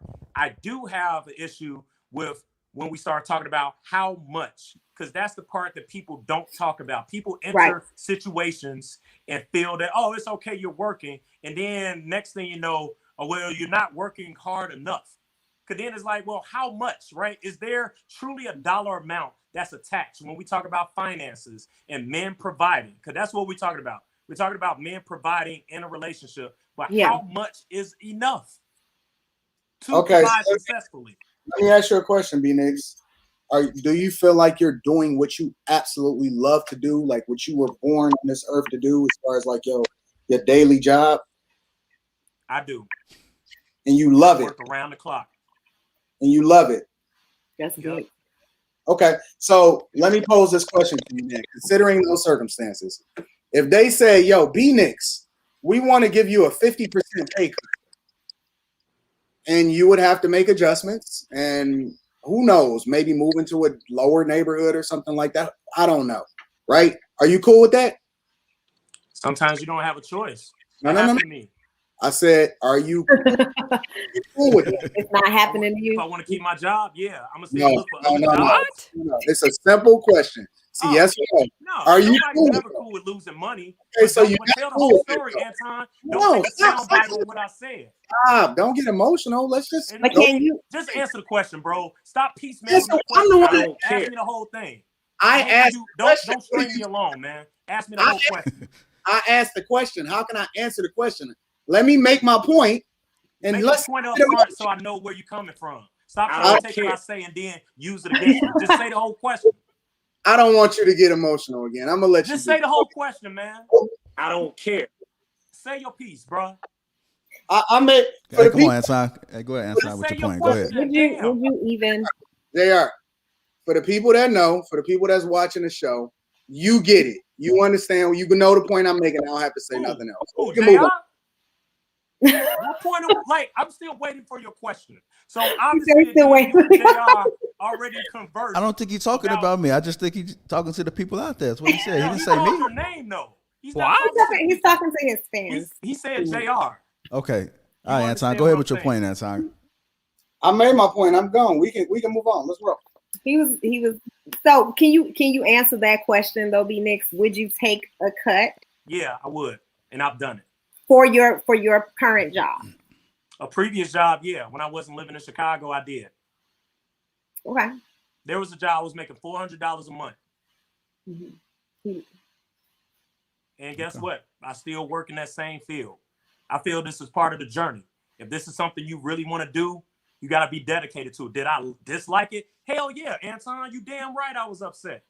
Did I leave? I thought that money didn't make no difference. I thought it didn't. No. See, you twisting what I said. He didn't say that. Part, I said it's about the dollar amount, right? It's about the dollar amount. So the thing is, don't sit up here and make it seem like that I'm talking about no finances. Right. I said that clearly and articulated that multiple times. So don't sit up here and tell me what I just said when I didn't say it. But the point that you were making is that it was about survival. Correct. And guess what? I kept the job and I survived. Wait. There at that job. Listen to what I'm saying. The point that you were making was it was about survival. So as long as you have enough to survive, it doesn't really matter what the pay cut is, because that's the most important thing. Money is not the biggest factor as it relates to your ability to be able to provide finances. I would say I have led with my career with thinking about where I'm trying to go on this journey and not looking at the dollar amount. That's what I lead with that first. I am not ever led with a job based on how much money that is going to pay me. And I know it sounds like weird. Your lifestyle is like you can adjust. So if there is anything that happens, like you decrease income, you won't fall. You know what, Anton, and why people go to school? You don't get paid to go to school, right? So the thing is, you go to school because you have this passion area that you want to pursue. People don't get paid to go to school. So that's another sacrifice, what is called opportunity costs, right? Because you think about the opportunity cost of what you could have been making, but you make sacrifices based on what you're trying to pursue. We see it when people quit their jobs. And then but you hope it makes you more marketable, though. You go to school, right? I mean, you don't go to school. You go to school because you're hoping that the credentials will make you more marketable and also give you a higher salary. I mean, that's why I went to school. I didn't go to school. You know, I mean, I went to school to be a psychologist, and I haven't seen no psychologist on a Forbes list. And I knew that. And it's fact. And maybe this is a bigger thing. We talked about mental health, and this is why you don't see Black or brown folks in mental health. Black and brown folks only make up 9% of the folks in mental health. 9%. So the thing is, this is part of the reason we say we need mental health, but yet we say, well, I'm not going into mental health because they don't pay me. Life is about sacrifices, man. And if it's something you're passionate about, what you want to do, you can't lead with money. You think CPS teachers sitting up there arguing and stuff, they really enjoy what they do. But the thing is, they already know for a fact they're not going to be the top paid person in the state or in the industry. It just comes with the territory. And the thing is, people got to know that going into it. And that's why I say people elect that lifestyle on who you are and what you represent. And if you sitting up here false flagging, really trying to chase the bag and stuff, and that's what you say, but really you live in another life where you just like me, working for an employer and whatever they say you're going to do it, then that's life, man. I can't sit up here and dictate my movements based on how much money I'm going to get back in return. People do that. I just know I'm not one of those people. Reading this comment, my wife don't care about the passion. She care about the life. me and hey man, that's why I like me and your wife. What you said, Anton, you dating your weight class, right? And we are truly in two different weight classes. That's for sure. Absolutely, and that's one thing we can't agree on tonight. I'm heavyweight. Guess what? It's nothing wrong with that. All right. I'm heavyweight. You featherweight. Y'all see, both. Hey, that's the thing, bro. See, based on what? The money, right? So this goes back to that deception. I don't care. Now, folks, because there's people on this call, including me, everybody ain't making no 250K. They not. So now. Oh, no. Wait. Let's be clear. I'm way more than that. I just used that for example for the family. But we can continue. Wait, say what? I make more than 250K. I just want to. Oh, okay. I get it now. I get it. I'm sorry. I now have a moment of clarity. You're trying to make everyone know that you make more than that, but that has nothing to do with. No, they already know that. That's not even a question.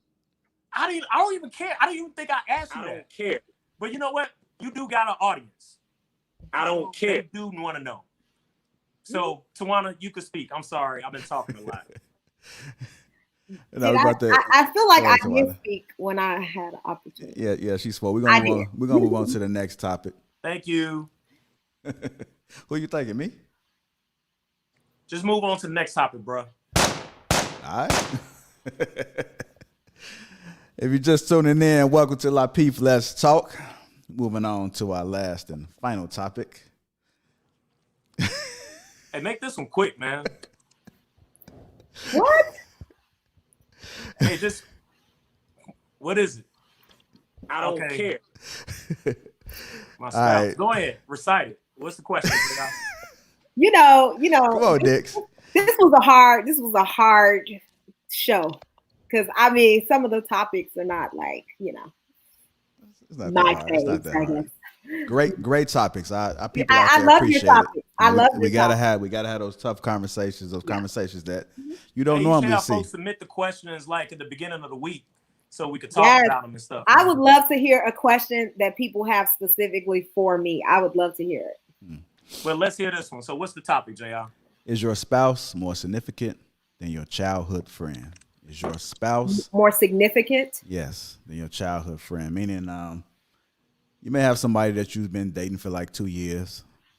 You guys might have got engaged, married after 2.5 years. Mm-hmm. And then you got that friend that you've been knowing all your life, 20 plus years. So when it comes to your spouse and your childhood friend, who's more significant, Tawana?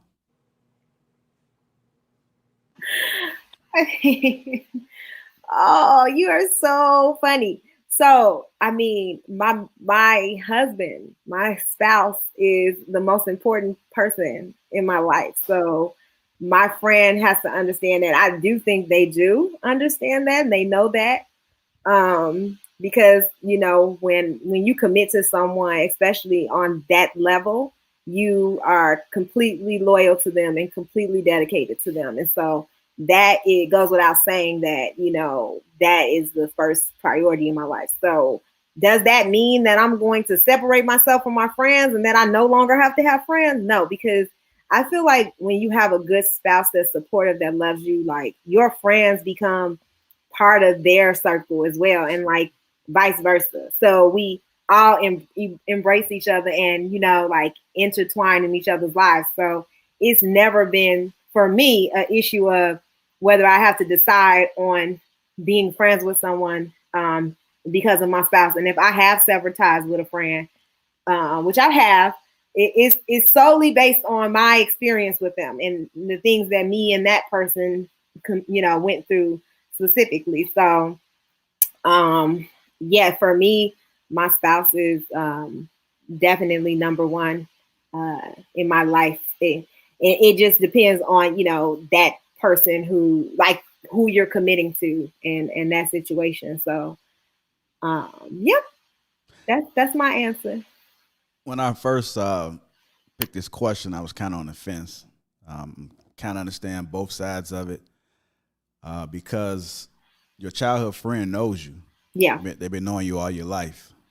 And even though people may say your spouse comes number one, I find that a lot of people that I know still don't always tell a spouse every single thing. They tell a spouse certain things and then they branch off to that childhood friend and they may ask them some stuff on the side. So I don't think people. Well, that's different, JR. Now you said who come first, who more significant. You didn't say. Well, if are you telling all? If your spouse is significant, then you should be able to talk to them about any and everything, the right? things that I tell my best friend sometimes is not something I'm talking to my man about, and he don't even want to hear that. Sometimes he like, why are you talking to me about that stuff? So it's just not as fun. I don't know. Like me and my girlfriend, we have a different rapport. We talk about different things. Like he don't want to hear that stuff. So I don't think that is any indication that you're putting more significance on one person over the other. I think that speaks to the different dynamics in relationship. And I think I have a problem with us feeling like our partners have to be everything to us in a relationship. Like that's draining. I'm not, like that's draining for me. I feel like I'm happy that, we have our own friends. We have like our own circles. We have our mom, our dad. We have other support systems. I have sisters. Like, he can't be everything to me. He can be most things, but he can't be all of those things. That's why I have other people in my life that I can confide in and rely on. So, yeah, I just don't. I don't think that means that person is more significant just because you may share other things with that person than you do with your spouse. Okay. Yeah. I'm coming to you, B. Nix. Is your spouse more significant than your childhood friend? I would say a spouse, yes, but if I'm not married, then I'm gonna always lean toward my childhood friend. I think that you know, I always say like, you know, we got friends, or what we say, friends and associates, but I always look at like the people that's closer to my friends. They're like my family. That's squad. That's like blood. But the thing is, I want to say once I am married and I'm part of this union, there is a shift. And I find that my spouse is probably more significant as far as right now in this stage. But there's been many times prior to me being married that my friends held priority over everything I do. I would base my schedule around my friends on what we got planned versus, you know, who I was dating. So, and usually my friends I try to be loyal.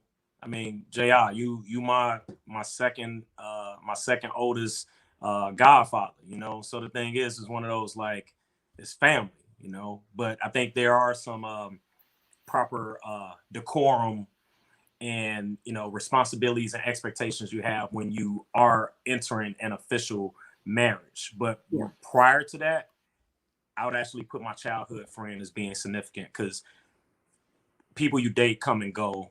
You know, your friends, you know, if they really your ride or die, or like old school, somebody say you count all your real friends on one hand. Those are your friends that, you know, it's that mutual level of respect that you have because y'all have been in the trenches together.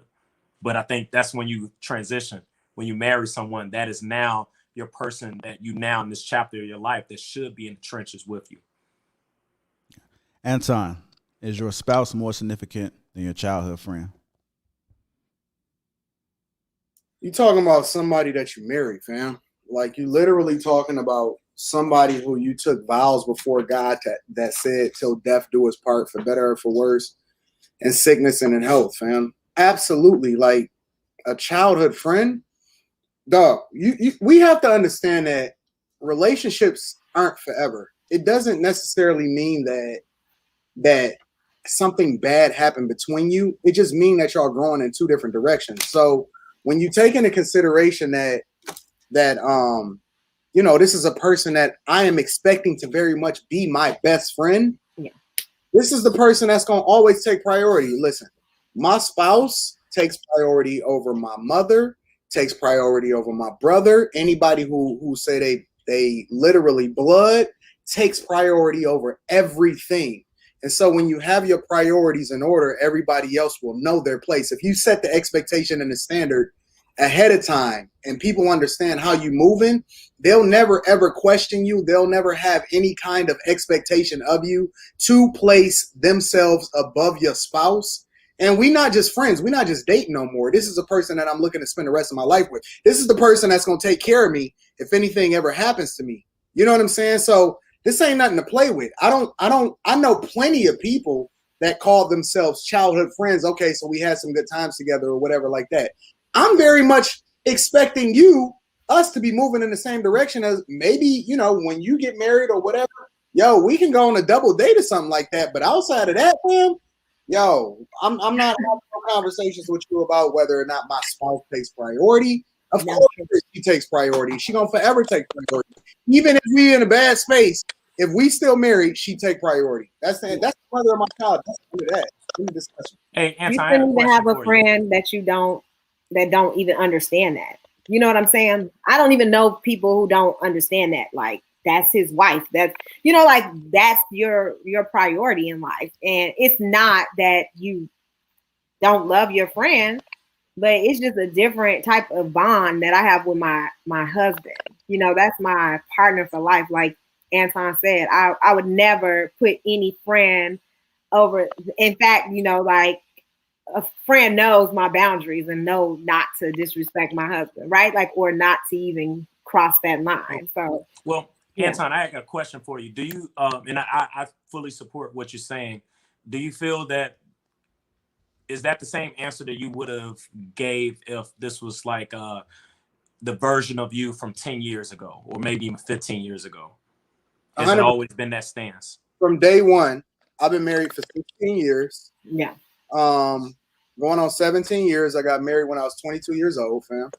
And the thing that keeps us, and I've seen plenty of people that got married that same year, some of my same friends, some of my same cousins or whatever like that, people that I was really close to. And one of the biggest problems that they had in their relationship that I never had is that other people had say-so in what was going on in their relationship. They involved other people in their conversations when anytime there was an issue, other people got involved, other people had advice, but nobody was there when they broke up and got a divorce. Ain't nobody helping the girl that got 2 jobs now because now she got to provide for, she a single mom and she in a space to where she don't have that comfortability anymore and all of that. Right. I've always been consistent, and I think that came from my father. My father moved a certain type of way, and as a result, my brothers move a certain type of way, and I'm always gonna move a certain type of way. It's a hierarchy, and anything, and I'm one of the type of people that's absolutely transparent. So for me, if it don't align with what we got going on, then you probably not gonna be involved if that's what the expectation is. Yeah. No, that's I think dope, man. That's dope. I think that, like, Anton, you should talk more about, for people who don't have those examples and don't know, like, didn't see a man raise his family, like, talk more or speak more to that in another show. I guess not right now because this is the end of this show. Yeah. But because I think sometimes, I was married at 23 as well, but I had similar experiences as your counterparts where, it just didn't last. And not because people intervened, it was other reasons, but I'm just saying that sometimes when you don't have that example, you don't really know what it's like to have a successful relationship, marriage, to stick it out, to go through all those things, and I hope people don't have to get divorced to figure it out and get remarried. But sometimes, that is what happens. Yeah, no, I agree. Because yeah. I don't think I don't. Go ahead, B Nix. You can rock. No, I don't think that was me. If that was I got married when I was 25, and we're going on. This would be 13 years for us, and I didn't, and I don't even think it was about friends. I think it's also like it's more so if the question was pertaining to family. I think that's the part where it becomes this wrestling between your significant other and family, and I think it's this balancing act where you, at that stage and where I was in my life, I felt like it's family, is on blood, and they sell you on that. Even Right. your own mother would do that. So Mm-hmm. I think I grew and I learned before it went wrong, but I know there was a part of me that my friends took priority. My family took priority. Hell, I even joke on the show about how I cheated on my spouse, but really with work. Work also is the reason why people, like you said about just the sanctity of the marriage, is like that still is another entity, even though it's not an actual person, but it's still an entity that you give priority to. Takes your focus away from your family. So, and that really kind of goes back to what I was saying about the presence, right? Where it's like there's a difference on being present, because a lot of people are there, in a sense. It's almost like you show up for work, but you're not mentally there. But it's like, hey, I showed up. It's kind of like being in a relationship, like, hey, I'm here, right?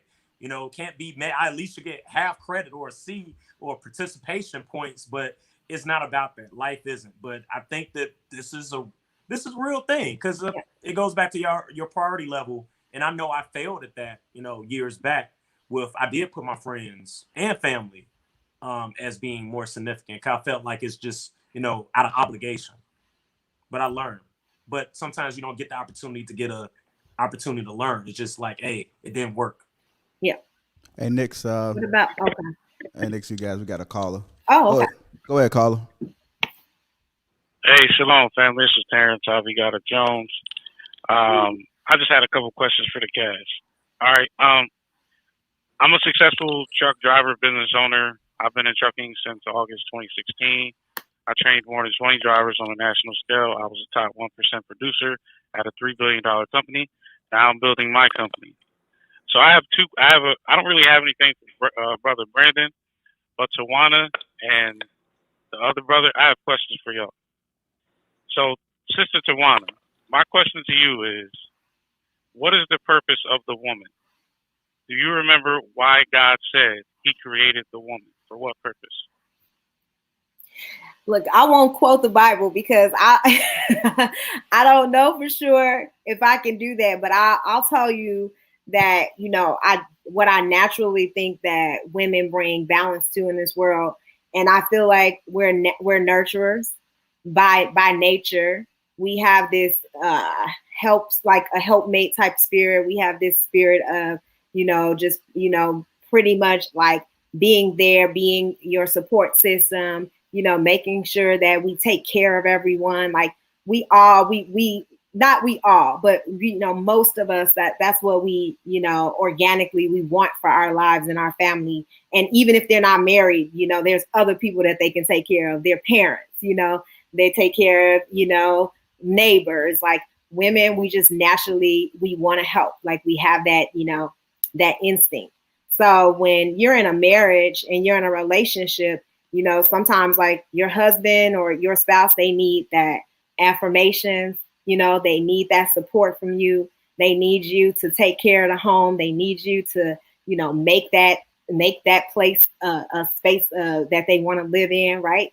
And sometimes like a husband needs more than that. You know, he needs a financial support as well. He may need you to help out, you know, in other ways. But most times, you know, we managing the kids, we taking care of everything, making sure everything is in place. So I think women, you know, we have significant roles in that we support, we're there to support our men through those decisions. We're there to help them, you know, when they have difficulty making a decision, right?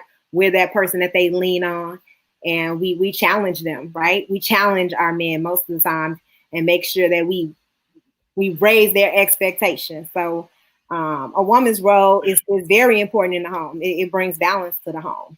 Yep. Okay.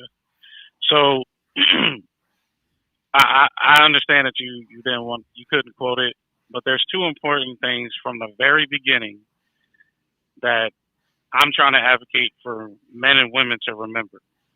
If you follow the biblical narrative, which is at this point in time, it's the best-selling book of all time.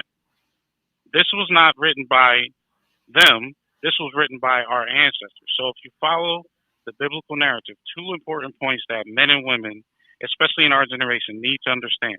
From the beginning, God put these burdens on men, that we're to obey him, we're to provide and protect for ourselves, the woman, and the children.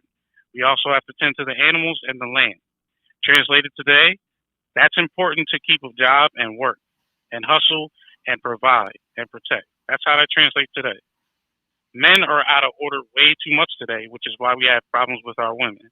Number two, the woman, the burden that God put on the woman was to be obedient to God and to be obedient to the man. Take care of his needs and be helpful to him and bear children. My question to most women today, I'll ask you this question. If you have a great career, does your career come before the purpose that God assigned to women, or does his purpose come first?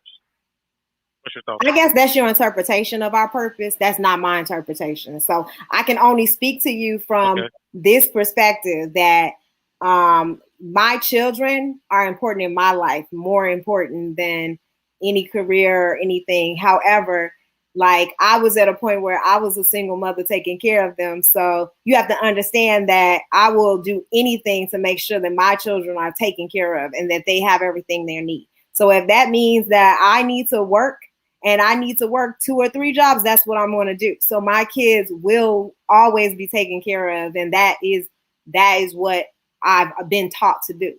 So I don't just depend on anyone to take care of me.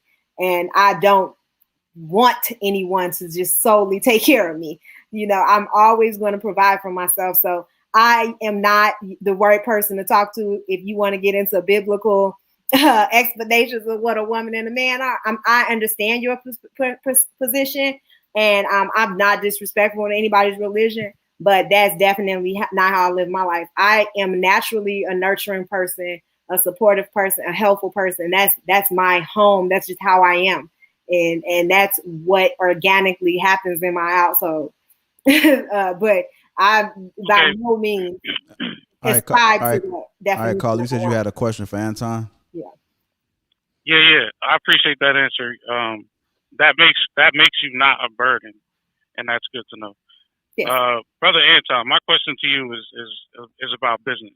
As I mentioned, I'm a successful truck driver. I trained a lot of people, been to 48 states. Here's my question to you. I'm in a dilemma right now. Now, I can tell you're more successful than me. I'm like right there. I just hit 6 figures last year. So here's my dilemma. Congratulations, fam. Thank you. My dilemma is if I get another truck, I'm gonna spend 30,000 cash probably in March. My dilemma is I don't have a house. I'm 35. It's been weighing on me to get a house.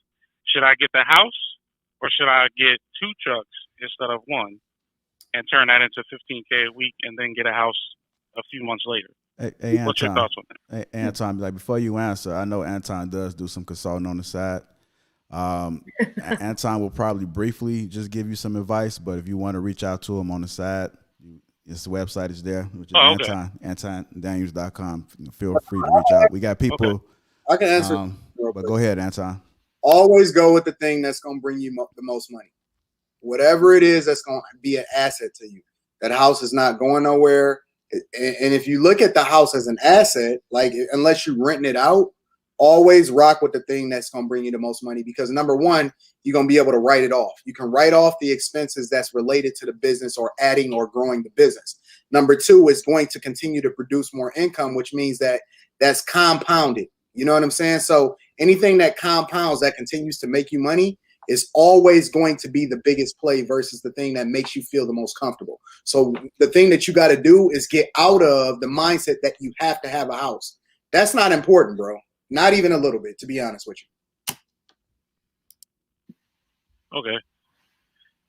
All right, bless y'all. Appreciate y'all, man. Thank you, Timothy. That was some great questions. I appreciate it. Yeah, it definitely was. We appreciate you tuning in and calling. Yes.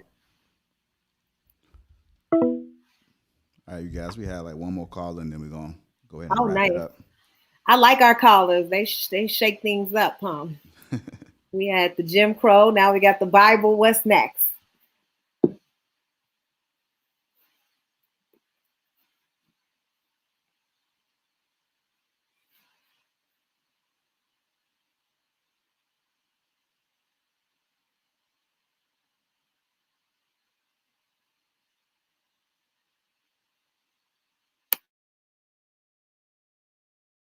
The thing that people don't also realize about the house while we waiting on another caller. You got another call already, JR?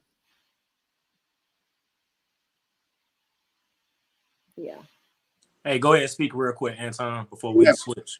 The thing that people don't understand about buying a house also is that unless you live in it for more than 7 years, it's still a liability. Because when you look at the amount of money that you pay to the realtor, when you also factor in property taxes, maintenance, all of that other type of stuff, it doesn't become a net positive over renting unless you live in that same house for over 7 years before you sell it.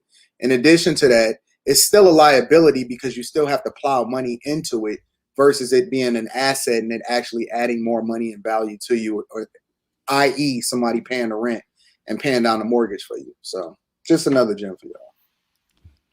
All right, we do have another caller, which is Clemens. Clemens, you there? Yes, I am. All right, can you guys hear him? Turn it up just a little bit. Can you hear me now? Is that better? I feel like sound like a little low. Clemens, have you heard from you before? I feel like your voice sounds familiar. Yes. You have? Okay. I was like, I know. All right, Clemens. It sound familiar. Clemens, I am going to say this. We have had some calls tonight and everybody else was louder. So I'm convinced that it might be on your end. Is there any way you can talk louder or either switch devices? I don't know if you talk on a Bluetooth or not. Hold on. Give me 1 second. All right. Is that better? No. No? That's weird. I don't know why. Like maybe try speakerphone. Try to put on speakerphone. All right. Is that better? We could try to make do. Just try to talk a little louder. Go ahead with your question, statement.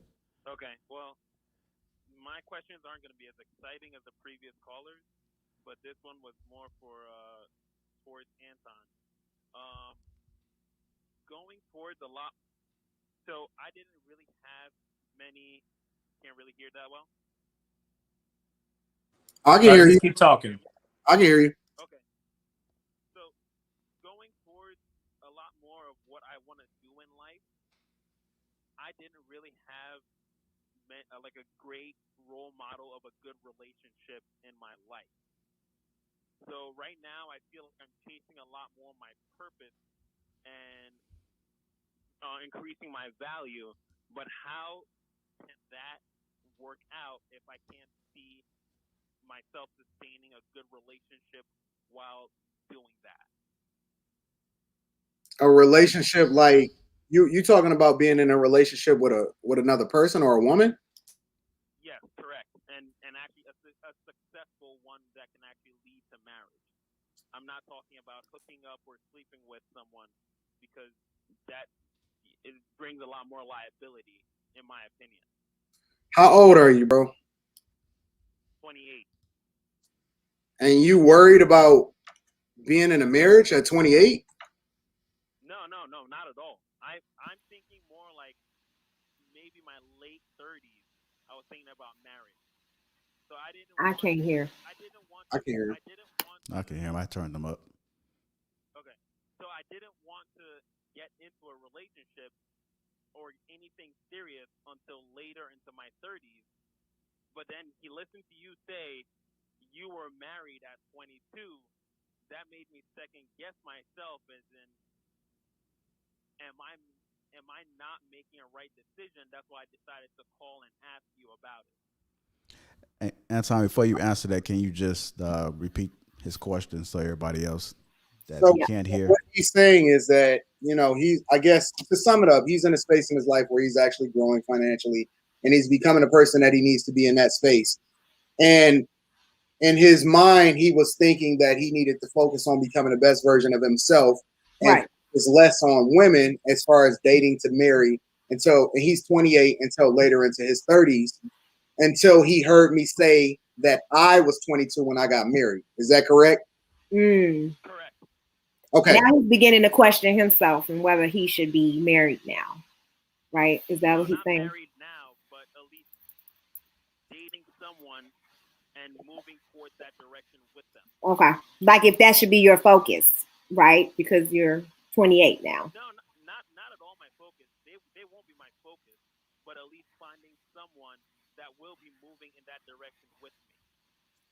Listen, this is my advice, bro, and I'm gonna just be brutally honest with you. I had to work, I would say, 4 to 5 times as hard as a result of being married than I would have had to work if I wasn't married. So my point being is that focus on being the best version of you, because there will never be a shortage of opportunities for you to align yourself with somebody that's going in the direction that you was going. The one benefit that I did have was that I wound up marrying what I would call my best friend. So it was the girl that I wasn't really rocking with in high school. She was just, she was cool. She was the girl that I told other girls about. She never did anything. I had kept her on a pedestal. I never messed with her as a result of the fact that I felt like she was better than all of the other girls that I was around at the time. And then when I got out of college, she wound up like just happenstance cross paths. And it turned into, you know what? I'm going to just go ahead and rock with her because I seen the value that she would bring as far as, being a good mother and all of these other type of things. But my point being that I would say if I never had interacted with her, then I would do it the exact same way that you're doing it. So focus on being the best version of you. Do not focus on the women. Like that should be the last thing on your mind, again, because there will never be a shortage of women. And the beauty of you and the benefit of the direction that you're going in, your best years are way ahead of you. So your value and the person that you are going to become is just going to explode exponentially as you continue to grow in your business and your finances and all that other type of stuff. Don't worry about women, bro. They always going to be there. They always going to be available. And the only thing that's going to happen later in life is that you will have a much wider selection and option as a result of you continuing to be the best version of yourself, bro.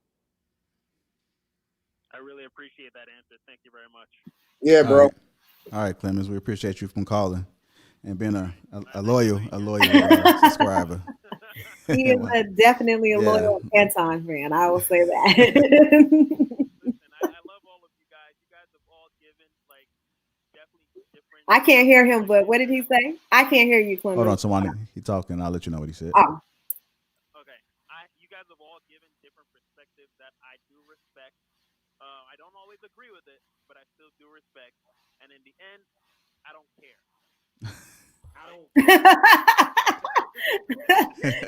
Well, you're my favorite caller, Clemens. So I love to hear your questions.